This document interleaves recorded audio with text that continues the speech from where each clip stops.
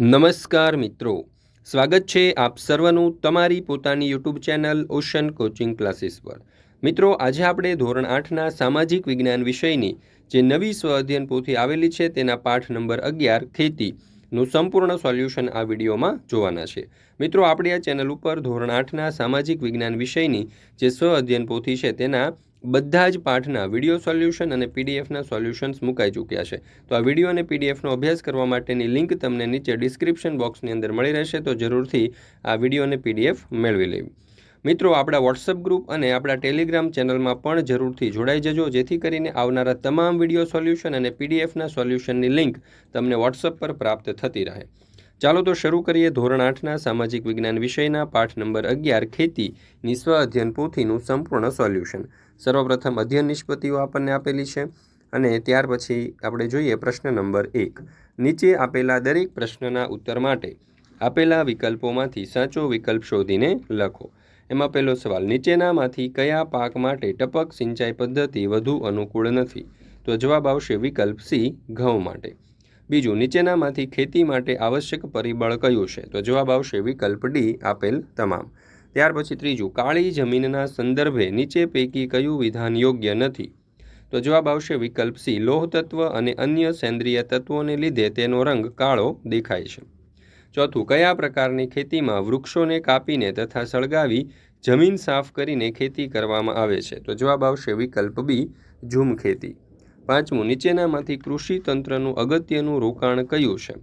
તો અહીંયા આપણને ખાતર, મશીન, બીજ અને મજૂર એમ આપેલું છે અને અલગ અલગ ઓપ્શનો આપેલા છે।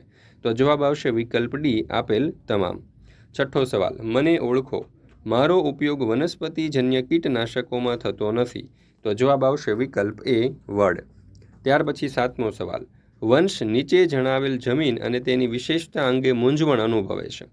જમીન અને વિશેષતાની યોગ્ય રીતે જોડી અને વંશને મદદ કરો।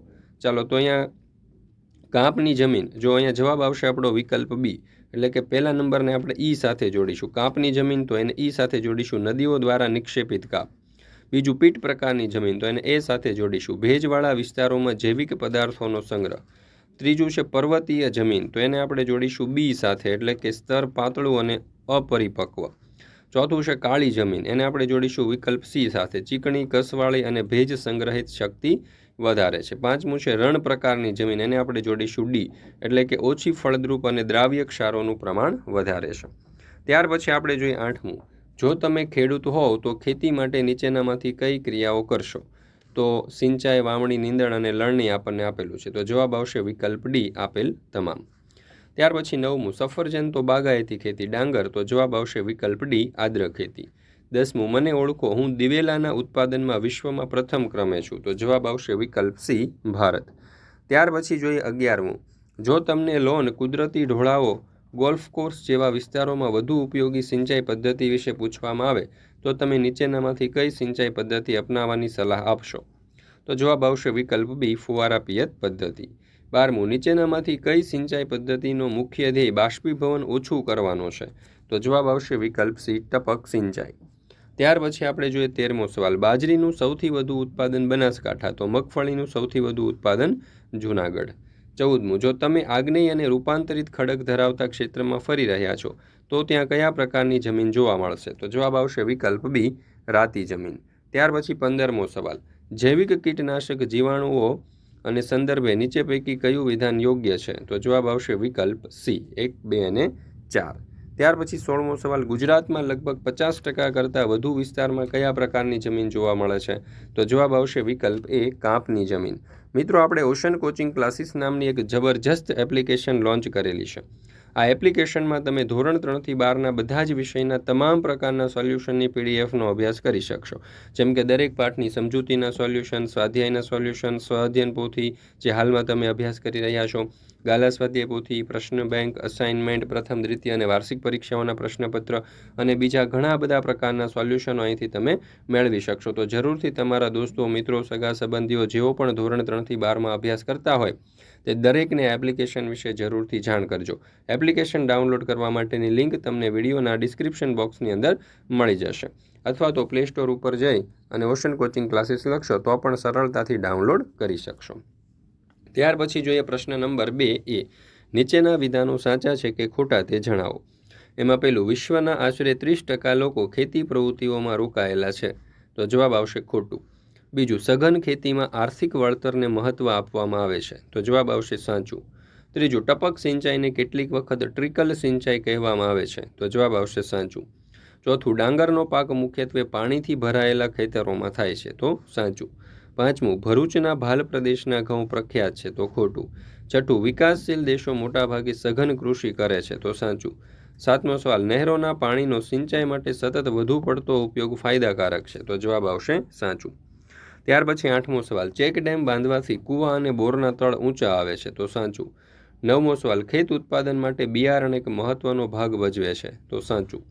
10મું, ખેતી વિકાસનું અંતિમ લક્ષ્ય એ ખોરાકની સુરક્ષામાં વધારો કરવાનો નથી, તો જવાબ આવશે ખોટું। ત્યાર પછી 11મો સવાલ, ટપક સિંચાઈ પદ્ધતિ ટૂંકા ગાળે વવાતા પાકો માટે વધુ ઉપયોગી છે, તો સાચું। 12મો સવાલ, ફુવારા પિયત પદ્ધતિથી પાણી પહોંચાડવું એ વરસાદથી પાણી પડવાની રીતને અસમાન છે, તો જવાબ આવશે ખોટું। ત્યાર પછી આપણે જોઈએ પ્રશ્ન નંબર 2 બી, બંધ બેસતા જોડકા રચો।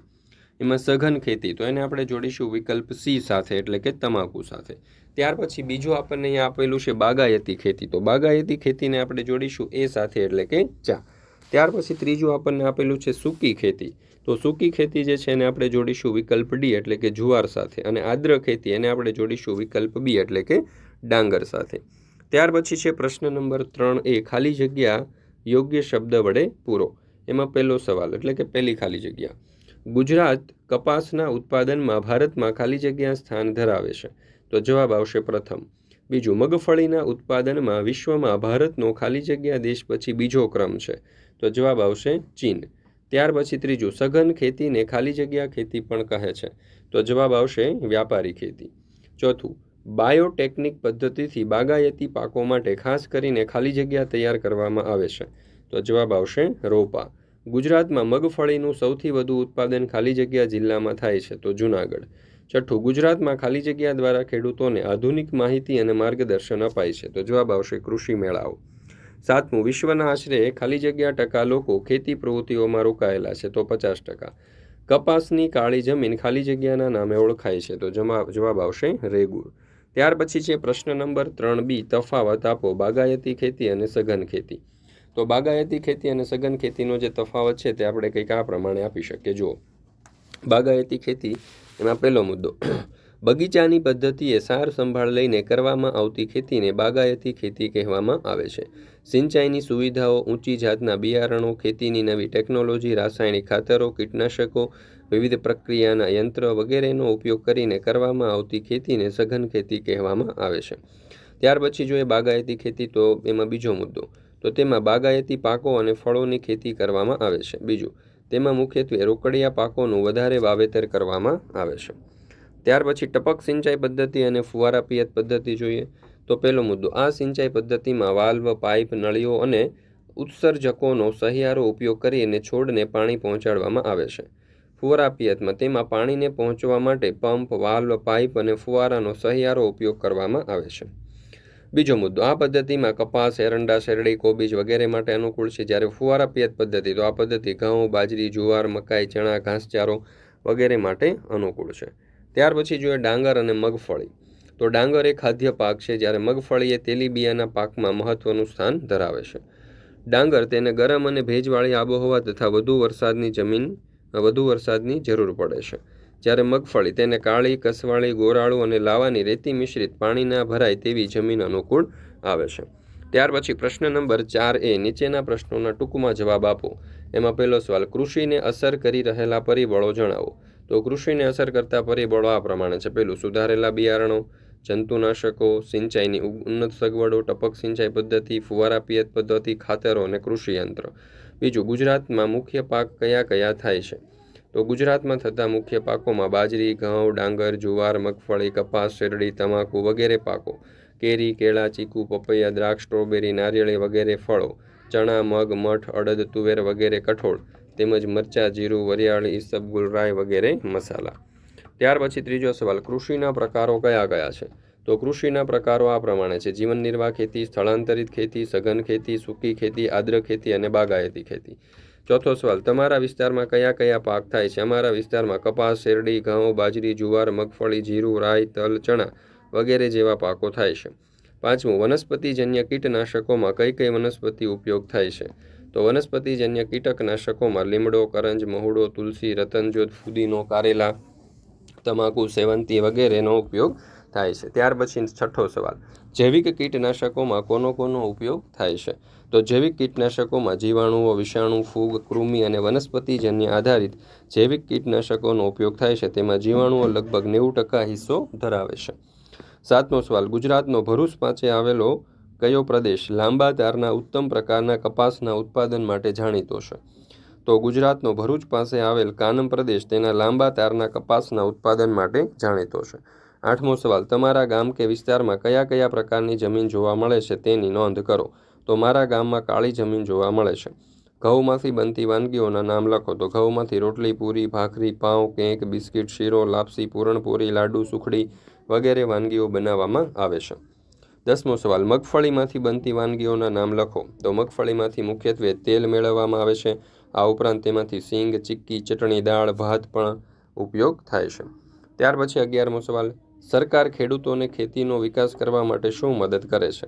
તો નામદાર ગુજરાત સરકાર ખેતીનો વિકાસ કરવા માટે ખેડૂતોને રેડિયો, ટેલિવિઝન, વર્તમાનપત્રો, ડીડી કિસાન ચેનલ, મોબાઈલ ઉપર કિસાન SMS ટોલ ફ્રી નંબર 180018015551, સરકારના ખેડૂત વેબ પોર્ટલ, ઈ ખેડૂત અને એગ્રી માર્કેટ જેવી મોબાઈલ એપ વગેરે દ્વારા સતત અદ્યતન માહિતી, નવી તકનીકો અને માર્ગદર્શન પૂરા પાડવામાં આવે છે. આ ઉપરાંત કૃષિ મેળાઓ દ્વારા ખેડૂતોને અદ્યતન માહિતી અને માર્ગદર્શન આપવામાં આવે છે. 12મો સવાલ, જમીનના પ્રકાર કેટલા છે? કયા કયા? તો જમીનના 8 પ્રકાર છે. કાપની જમીન, રાતી જમીન, કાળી જમીન, પડખાઉ કે લેટેરાઇટ જમીન, રણ પ્રકારની જમીન, પર્વતીય જમીન, જંગલ પ્રકારની જમીન, દલદલ કે પીટ પ્રકારની જમીન. 13મો સવાલ, જીવાણુ આધારિત જૈવિક કીટનાશક એ પાક પરના નુકસાનકારક કીટકનું મારણ કેવી રીતે કરે છે? તો જ્યારે જૈવિક કીટકનાશકનું ઈયળના ખોરાક સાથે તેના આંતરડામાં પહોંચે છે અને આ પ્રોટીન ઈયળના આંતરડામાં અને ખાસ કરીને મોઢાના ભાગે લકવો પેદા કરે છે. છેવટે ઈયળ મૃત્યુ પામે છે. ત્યાર પછી જોઈએ પ્રશ્ન નંબર 4B.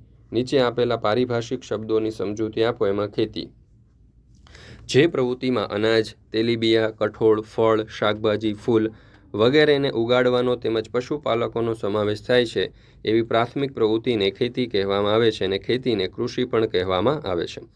સ્થળાંતરિત અથવા તો ઝૂમ ખેતી, તો સ્થળાંતરિત ખેતી જંગલોમાં કરવામાં આવે છે. તેમાં જંગલોના વૃક્ષોને કાપીને તેને સળગાવીને જમીન સાફ કરી રાખને જમીનમાં ભેળવીને ખેતી કરવામાં આવે છે. 2-3 વર્ષ પછી જમીનની ફળદ્રુપતા ઘટતા તે વિસ્તાર છોડી બીજા વિસ્તારમાં સ્થળાંતર કરી એ જ પદ્ધતિથી ખેતી કરવામાં આવે છે. સ્થળાંતરિત ખેતીમાં ઉત્પાદન ખૂબ ઓછું થાય છે. ત્યાર પછી આપણે જોઈએ સઘન ખેતી. તો સઘન ખેતી એ આધુનિક ખેત પદ્ધતિ છે જ્યાં સિંચાઈની સારી સગવડ છે. ત્યાંનો ખેડૂત વર્ષમાં 1થી વધુ પાક લઈને સારું કૃષિ ઉત્પાદન કરી શકે છે.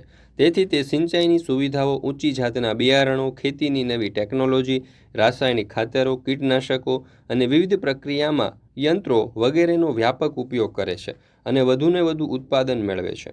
આ પ્રકારની ખેતી એ સઘન ખેતી કહેવાય. આ ખેતીમાં રોકડિયા પાકોનું વાવેતર કરવામાં આવે છે. તેમાં હેક્ટર દીઠ ઉત્પાદન વધુ જ થાય છે. પરિણામે તેમાં ખેતી હેઠળનો વિસ્તાર વધતો જાય છે. સઘન ખેતીમાં આર્થિક વળતરને વધુ મહત્ત્વ અપાય છે. તેથી હું તેને વ્યાપારી ખેતી પણ કહું છું. ગુજરાતમાં સુરત, વલસાડ, આણંદ વગેરે જિલ્લાઓની અંદર આ સઘન ખેતી થતી હોય છે. તો ખેત તલાવડી ખેતરમાં ઢોળાવવાળી જમીનમાં શેઢાઓ વચ્ચે બનાવવામાં આવે છે.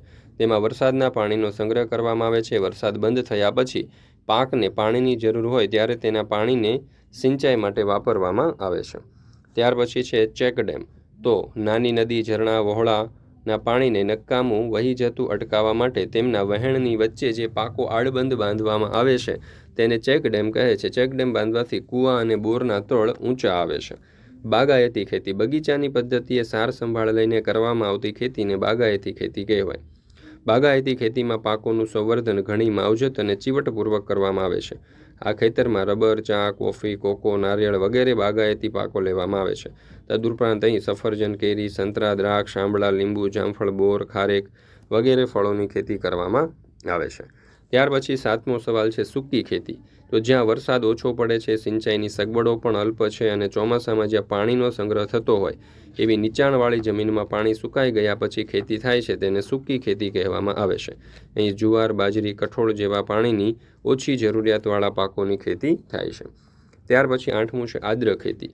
તો જે વિસ્તારોમાં વધુ વરસાદ પડે છે અને સિંચાઈની પણ સગવડ છે તે વિસ્તારોમાં કરવામાં આવતી ખેતીને આદ્ર ખેતી કહેવાય. આ પ્રકારની ખેતીમાં વરસાદ ન પડે કે ઓછો પડે ત્યારે સિંચાઈ દ્વારા વર્ષમાં એક કરતાં વધુ પાક લઈ શકાય. અહીં ડાંગર, શેરડી, કપાસ, ઘઉં, શાકભાજી વગેરેની ખેતી થાય છે. પ્રશ્ન નંબર 5 મને ઓળખો. એમાં પહેલું, મારું નિર્માણ નદીઓ દ્વારા નિક્ષેપિત કાંપને લીધે થાય છે. તો કાંપની જમીન. હું રેગુર નામે પણ ઓળખાઉં છું. તો કાળી જમીન. ત્રીજું, હું આધુનિક ખેત પદ્ધતિ છું. તો સઘન ખેતી. ચોથું, હું ભાલિયા ઘઉં માટે પ્રખ્યાત છું. તો ભાલ પ્રદેશ. હું વિશ્વનો અને ભારતનો મહત્વનો અને મુખ્ય ખાદ્ય પાક છું. તો જવાબ આવશે ડાંગર. મિત્રો, આપણે ઓશન કોચિંગ ક્લાસીસ નામની એક જબરજસ્ત એપ્લિકેશન લોન્ચ કરેલી છે. આ એપ્લિકેશનમાં ધોરણ 3થી 12ના બધા જ વિષયના તમામ પ્રકારના સોલ્યુશનની પીડીએફનો અભ્યાસ કરી શકાશે. જેમ કે દરેક પાઠની સમજૂતીના સોલ્યુશન, સ્વાધ્યાયના સોલ્યુશન, સ્વઅધ્યયન પોથી, ગાલા સ્વાધ્યાય પોથી, પ્રશ્ન બેંક, અસાઇનમેન્ટ, પ્રથમ, દ્વિતીય અને વાર્ષિક પરીક્ષાઓના પ્રશ્નપત્ર અને બીજા તમામ પ્રકારના સોલ્યુશનની પીડીએફ અહીંથી તમે મેળવી શકશો. તો જરૂરથી તમારા દોસ્તો, મિત્રો, સગા સંબંધીઓ જેઓ પણ ધોરણ 3થી 12માં અભ્યાસ કરતા હોય તે દરેકને એપ્લિકેશન વિશે જરૂરથી જાણ કરજો. એપ્લિકેશન ડાઉનલોડ કરવા માટેની લિંક તમને વિડીયોના ડિસ્ક્રિપ્શન બોક્સની અંદર મળી જશે અથવા તો પ્લે સ્ટોર ઉપર જઈને ઓશન કોચિંગ ક્લાસીસ લખશો તો પણ ખૂબ જ સરળતાથી ડાઉનલોડ કરી શકશો. ત્યાર પછી આપણે જોઈએ પ્રશ્ન નંબર 5B, નીચેના વિધાનો માટે કારણ આપો. એમાં પહેલો સવાલ, રાસાયણિક ખાતર અને રાસાયણિક કીટનાશકોનો વપરાશ નુકસાનકારક છે. તો ઉત્તર, રાસાયણિક ખાતરો અને રાસાયણિક કીટનાશકોનો અવિવેકી અને આડેધડ ઉપયોગ કરવાથી જમીનની ગુણવત્તા ઘટી છે અને પાણીનું પ્રદૂષણ વધ્યું છે. વળી ખેત પેદાશોમાં જંતુનાશકોના ઝેરી અવશેષો રહી જાય છે જેની મનુષ્યના આરોગ્ય ઉપર લાંબા ગાળે ખૂબ માઠી અસરો જન્માવે છે. મનુષ્યને કેટલાક રોગો થવાની શક્યતાઓ ઊભી થાય છે. એમાં રાસાયણિક ખાતરો અને રાસાયણિક કીટનાશકોનો વધુ પડતો વપરાશ નુકસાનકારક છે.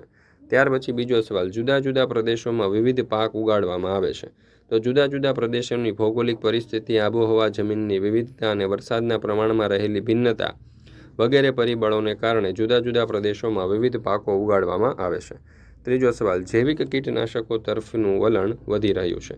તો જ્યારે જૈવિક કીટનાશકનું પ્રવાહી મિશ્રણ પાક ઉપર છાંટવામાં આવે છે ત્યારે સુષુપ્ત અવસ્થામાં રહેલા જીવંત જીવાણુઓ ઈયળના ખોરાક સાથે તેના આંતરડામાં પહોંચે છે. એ ઝેરી પ્રોટીન ઈયળના આંતરડામાં અને ખાસ કરીને તેના મોઢાના ભાગે લકવો પેદા કરે છે. છેવટે ઈયળ મળી જાય છે. આમ જૈવિક કીટનાશકો ઉપદ્રવી જીવાતોમાં જુદા જુદા રોગો લાગુ પાડે છે. પરિણામે એ જીવાતોનો નાશ થાય છે. તેથી કૃષિ પાકોમાં જીવાતોના નિયંત્રણ માટે જૈવિક કીટનાશકોનો ઉપયોગ કરવા તરફનું વલણ વધી રહ્યું છે. ચોથો સવાલ, જંગલ પ્રકારની જમીનનો ઉપરનો ભાગ કાળો બનેલો હોય છે. તો કારણ કે જંગલના વૃક્ષના ખરેલા પાંદડાથી અહીંની જમીન ઢંકાયેલી હોય છે. પાંદડા સડવાથી સેન્દ્રિય દ્રવ્યોનું પ્રમાણ વધતા જમીનનો ઉપરનો ભાગ કાળો પડી જાય છે. જમીન તળમાં નીચેની તરફ જતાં આ કાળી જમીન ભૂરા કે લાલ રંગમાં બદલાઈ જાય છે. પાંચમો સવાલ, રાતી જમીન રાતા રંગની દેખાય છે. તો રાતી જમીન રાતા રંગની હોય છે કારણ કે જમીનમાં રહેલા લોહ તત્વ અને અન્ય સેન્દ્રિય તત્વોને લીધે તે રાતા રંગની દેખાય છે. છઠ્ઠો સવાલ, ઘણીવાર કેટલીક જગ્યાએ પડખાઉ જમીન ખેતી યોગ્ય રહેતી નથી. તો વધારે વરસાદને કારણે તીવ્ર ધોવાણના વિસ્તારોમાં પડખાઉ જમીન તૈયાર થાય છે. વરસાદના લીધે જમીનના ઉપરના સ્તરમાં પોષક તત્વો ધોવાઈને નીચેના સ્તરમાં ઉતરે છે. તેનો લાલ રંગ તેમાં રહેલા આયર્ન ઓક્સાઇડને આભારી છે. કેટલાક વિસ્તારોમાં તેની ઉપલી સપાટી સુકાઈ જાય છે ત્યારે તે સખત બની જાય છે. આ પરિસ્થિતિમાં એ જમીન ખેતીલાયક રહેતી નથી. ત્યાર પછી આપણે જોઈએ 8મો સવાલ, ખેતીમાં ટપક પિયત પદ્ધતિ શ્રેષ્ઠ પિયત પદ્ધતિ છે. તો ટપક સિંચાઈ એ સૂક્ષ્મ પિયત પદ્ધતિનો એક પ્રકાર છે.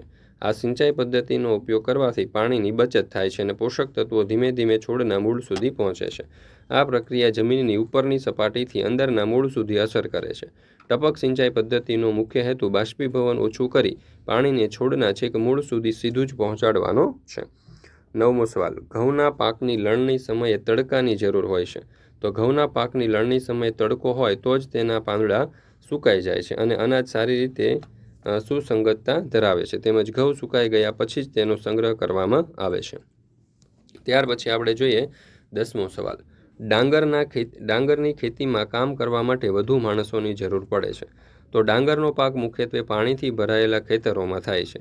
ડાંગરમાં 2 હાર વચ્ચે 30 સેન્ટીમીટરનું અંતર રાખી વાવણી કરવામાં આવે છે. ત્યારબાદ આ પાકની ફેર રોપણી પણ કરવામાં આવે છે. માટે ડાંગરની ખેતીમાં વધુ માણસોની જરૂર પડે છે. 11મો સવાલ, કપાસનો પાક તૈયાર થાય ત્યારે આકાશ ચોખ્ખું હોવું જોઈએ. ઉત્તર, જો આકાશ ભેજવાળું અને વાદળછાયું હશે તો કપાસને નુકસાન થશે. તેમજ જો વરસાદ આવે તો પણ કપાસનો પાક ખરી જાય છે. આમ કપાસનો પાક તૈયાર થાય ત્યારે આકાશ ચોખ્ખું હોવું જોઈએ. ત્યાર પછી પ્રશ્ન નંબર 6 ટૂંક નોંધ લખો. એમાં પહેલું સઘન ખેતી. તો સઘન ખેતી એ આધુનિક ખેત પદ્ધતિ છે જ્યાં સિંચાઈની સારી સગવડ છે. ત્યાંનો ખેડૂત વર્ષમાં એકથી વધુ પાક લઈને સારું કૃષિ ઉત્પાદન કરી શકે છે. તેથી તે સિંચાઈની સુવિધાઓ, ઊંચી જાતના બિયારણો, ખેતીની નવી ટેકનોલોજી, રાસાયણિક ખાતરો, કીટનાશકો અને વિવિધ પ્રક્રિયામાં યંત્રો વગેરેનો વ્યાપક ઉપયોગ કરે છે અને વધુને વધુ ઉત્પાદન મેળવે છે. આ પ્રકારની ખેતી સઘન ખેતી કહેવાય. આ ખેતીમાં રોકડિયા પાકોનું વાવેતર કરવામાં આવે છે.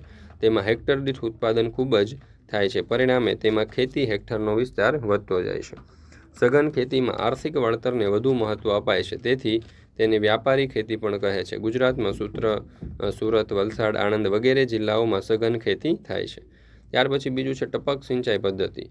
તો ટપક સિંચાઈ એ સૂક્ષ્મ પિયત પદ્ધતિનો એક પ્રકાર છે. આ સિંચાઈ પદ્ધતિનો ઉપયોગ કરવાથી પાણીની બચત થાય છે અને પોષક તત્વો ધીમે ધીમે છોડના મૂળ સુધી પહોંચે છે. આ પ્રક્રિયા જમીનની ઉપરની સપાટીથી અંદરના મૂળ સુધી અસર કરે છે. ટપક સિંચાઈ પદ્ધતિનો મુખ્ય હેતુ બાષ્પીભવન ઓછું કરી પાણીને છોડના છેક મૂળ સુધી સીધું જ પહોંચાડવાનો છે. ટપક સિંચાઈ પદ્ધતિમાં વાલ્વ, પાઇપ, નળીઓ અને ઉત્સર્જકોનો સહિયારો ઉપયોગ કરીને છોડને પાણી પહોંચાડવામાં આવે છે. જે તે ક્ષેત્રમાં પાણી અને પોષક તત્વોનું ડ્રીપર લાઇન્સ તરીકે ઓળખાતી પાઇપો દ્વારા વિતરણ કરવામાં આવે છે. તેમાં ડ્રીપર તરીકે ઓળખાતા નાના એકમો હોય છે. દરેક ડ્રીપર પાણી અને ખાતરો મિશ્રિત ટીપાને બહાર કાઢે છે. એ ટીપા દરેક છોડના મૂળ સુધી જાય છે. આ સિંચાઈ પદ્ધતિની સફળતાનો આધાર તેની ગોઠવણી, જાળવણી અને તે કેવી રીતે કાર્યરત કરવામાં આવે છે તેના ઉપર રહેલો છે. જો આ પદ્ધતિનો યોગ્ય રીતે સંચાલન કરવામાં આવે તો સિંચાઈની અન્ય પદ્ધતિઓ અને જળ છંટકાવની અન્ય પદ્ધતિઓની તુલનામાં વધારે અસરકારક, કેટલીક વખત ટ્રિકલ સિંચાઈ પણ કહેવામાં આવે છે. 2 હરોળ વચ્ચે જગ્યા ધરાવતા કપાસ, એરંડા, શેરડી વગેરે પાકો તેમજ શાકભાજી અને ફળોના પાકોને ટપક પિયત પદ્ધતિ અનુકૂળ છે. ટપક સિંચાઈ પદ્ધતિનો યોગ્ય રીતે ઉપયોગ કરવાથી પહેલું, પાણીની 40%થી 60% સુધીની બચત થાય છે. બીજું, પાણી સાથે ખાતરો અને જંતુનાશક દવાઓ એક સરખા પ્રમાણમાં છોડના મૂળ સુધી પહોંચે છે. તેથી છોડના વૃદ્ધિ અને વિકાસ ઝડપી થાય છે. ખાતરની 25%થી 30% સુધીની બચત થાય છે. મજૂરી ખર્ચ ઓછો થાય છે. અસમથળ જમીનમાં પણ સારી રીતે પિયત કરી શકાય. નીંદણ ઓછું થવાથી નિંદામણનાશક દવાઓનો અને મજૂરીનો ખર્ચ ઘટી જાય છે. 7મું, જમીનમાં પાણી ભરાઈ રહેતું ન હોવાથી રોગ અને જીવાત ઓછી થાય છે. વીજળીની આશરે 30%થી 35% સુધીની બચત થાય છે. જમીનમાં માત્ર ભેજ જ રહેતો હોવાથી ખેતીના કાર્યો કરવાની સરળતા રહે છે. આ બધા કારણોસર ખેતીમાં ટપક પિયત પદ્ધતિ એ શ્રેષ્ઠ પિયત પદ્ધતિ ગણાય. ત્રીજું, ખેતીનો વિકાસ. ખેતીનો વિકાસ એ દેશની વધતી જતી વસ્તીની અનાજની માંગને પહોંચી વળવા માટે કૃષિ ઉત્પાદનમાં વધારો કરવાના પ્રયત્ન સાથે જોડાયેલ છે. ખેતીનો વિકાસ વિવિધ રીતે કરી શકાય, જેમ કે વાવેલા ક્ષેત્રોનો વિસ્તાર કરીને, વાવેલા પાકની સંખ્યામાં વધારો કરીને, સિંચાઈની સગવડોમાં સુધારાઓ કરીને, ખાતરોનો ઉપયોગ કરી અને વધારે ઉપજ આપતા બિયારણોનો ઉપયોગ કરીને તેમજ કૃષિલક્ષી યંત્રોનો ઉપયોગ કરીને ખેતીનો બહોળો વિકાસ કરી શકાય છે. લોકોના ખોરાકની સુરક્ષામાં વધારો કરવો એ ખેતીના વિકાસનું અંતિમ લક્ષ્ય છે. ખેતી ક્ષેત્રે થયેલો સહકારી પ્રવૃત્તિઓનો વિકાસ પણ ખેતીના વિકાસમાં સહાયક બન્યું છે. ખેડૂતોને આર્થિક મદદ કરવા કિસાન ક્રેડિટ કાર્ડ તેમજ રાષ્ટ્રીયકૃત અને સહકારી બેંકો દ્વારા કૃષિ ધિરાણ આપવામાં આવે છે. ખેત પેદાશોનો સંગ્રહ કરવા દેશના જુદા જુદા ભાગોમાં ગોદામોની સગવડ કરી છે. હાલમાં સરકાર ખેડૂતોને રેડિયો, ટેલિવિઝન, વર્તમાનપત્રો, ડીડી કિસાન ચેનલ, મોબાઈલ ઉપર કિસાન SMS ટોલ ફ્રી નંબર 1800 સરકારના ખેડૂત વેબ પોર્ટલ, ખેડૂત જેવી મોબાઈલ એપ દ્વારા સતત અદ્યતન માહિતી, નવી તકનીકો અને માર્ગદર્શન પૂરું પાડે છે. નામદાર ગુજરાત સરકાર પ્રતિ વર્ષ કૃષિ મેળાઓ યોજી અને રાજ્યના ખેડૂતોને કૃષિ વિષયક માહિતી અને માર્ગદર્શન પૂરા પાડે છે. આ બધા પ્રયત્નો દ્વારા પણ કૃષિનો ઉત્તરોત્તર વિકાસ થાય છે. ત્યાર પછી જોઈએ કપાસ એટલે કે કોટન. તો કપાસના પાકને કાળી જમીન, ઓછું તાપમાન, 20થી 30 અંશ સેલ્સિયસ, 30થી 70 અંશ સેલ્સિયસ સેન્ટીમીટર જેટલો વરસાદ માફક આવે છે. ચોમાસું પાક છે અને આ પાકનો સમયગાળો 6 થી 8 મહિનાનો છે. કપાસનો પાક તૈયાર થાય ત્યારે આકાશ સ્વચ્છ હોવું જોઈએ, જેને હિમથી નુકસાન થાય છે. કપાસમાંથી મળતું રૂ એ કાપડ ઉદ્યોગનો મહત્વનો કાચો માલ છે. વિશ્વમાં ચીન, US, Bharat, Pakistan, Brazil, Egypt વગેરે કપાસના મુખ્ય ઉત્પાદક દેશો છે. ભારતમાં ગુજરાત, મહારાષ્ટ્ર, તેલંગાણા, કર્ણાટક, આંધ્રપ્રદેશ, હરિયાણા, રાજસ્થાન, પંજાબ, તમિલનાડુ, ઓડિશા વગેરે કપાસના મુખ્ય ઉત્પાદક રાજ્યો છે.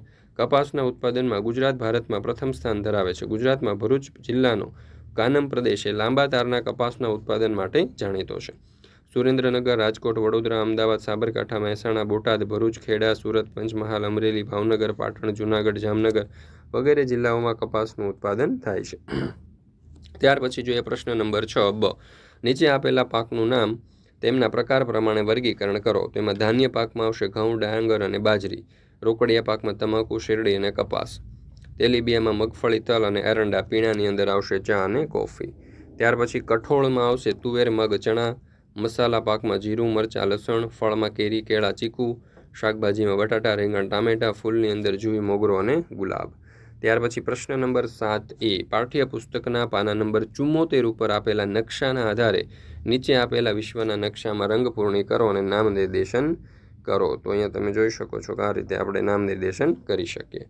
ત્યાર પછી પ્રશ્ન નંબર 7b ચાલો પ્રવૃત્તિ કરીએ. શબ્દ કોયડાઓ આપણને અહીંયા આપેલા છે. તો આ શબ્દ કોયડાઓ તમે જોઈ શકો છો કે અહીંયા આપણને દર્શાવવામાં આવેલો હશે. તો આ પ્રમાણે આ શબ્દ કોયડાઓને આપણે કરી શકીએ. અહીંયા તમે જોઈ શકો છો કે આડી ચાવી અને ઊભી ચાવીઓ આપણને આપેલી છે. તો આડી ચાવી અને ઊભી ચાવીની મદદથી આપણે જે ઉપર કોયડો દર્શાવેલો છે એ કોયડો આપણે ભરેલો છે. તો એ કોયડાની અંદર જે જવાબો લખ્યા છે તે આપણે આડી ચાવી અને ઊભી ચાવીની મદદથી લખેલા છે. તો આ દરેક આડી ચાવી અને ઊભી ચાવીની મદદથી આપણે એ કોયડો ઉકેલેલો છે. તો એ કોયડો તમે જોઈ શકો છો. ચાલો ત્યાર પછી આ જે આડી ચાવી અને ઊભી ચાવી પછી આપણે આગળ વધીએ. તો અહીંયા તમને જોઈ શકો છો એક સરસ મજાની જાહેરાત આપવામાં આવેલી છે. આપણે ઓશન કોચિંગ ક્લાસીસ નામની એક જબરજસ્ત એપ્લિકેશન લોન્ચ કરેલી છે. આ એપ્લિકેશનની અંદર તમે ધોરણ 3 થી 12ના બધા જ વિષયના તમામ પ્રકારના સોલ્યુશનની પીડીએફનો અભ્યાસ કરી શકશો. જેમ કે દરેક પાઠની સમજૂતીના સોલ્યુશન, સ્વાધ્યાયના સોલ્યુશન, સ્વાધ્યાયન પોથી, ગાલા સ્વાધ્યાય પોથી, પ્રશ્ન બેંક, અસાઇનમેન્ટ, પ્રથમ, દ્વિતીય અને વાર્ષિક પરીક્ષાઓના પ્રશ્નપત્ર અને બીજા તમામ પ્રકારના સોલ્યુશનની પીડીએફ અહીંથી તમે મેળવી શકશો. તો જરૂરથી તમારા દોસ્તો, મિત્રો, સગા સંબંધીઓ જેઓ પણ ધોરણ 3 થી 12માં અભ્યાસ કરતા હોય તે દરેકને એપ્લિકેશન વિશે જરૂરથી જાણ કરજો. એપ્લિકેશન ડાઉનલોડ કરવા માટેની લિંક તમને વિડીયોના ડિસ્ક્રિપ્શન બોક્સની અંદર મળી જશે અથવા તો પ્લે સ્ટોર ઉપર જઈને ઓશન કોચિંગ ક્લાસીસ લખશો તો પણ ખૂબ જ સરળતાથી ડાઉનલોડ કરી શકશો. મિત્રો, આપણી આ ચેનલ ઉપર સામાજિક વિજ્ઞાન વિષય સહિત બધા જ જે પાઠ છે તેમના સંપૂર્ણ સોલ્યુશનના વિડીયો અને પીડીએફ બંને મૂકવામાં આવેલા છે. લિંક તમને નીચે ડિસ્ક્રિપ્શન બોક્સની અંદર આપેલી છે. તો જરૂરથી તેનો અભ્યાસ કરી લેજો.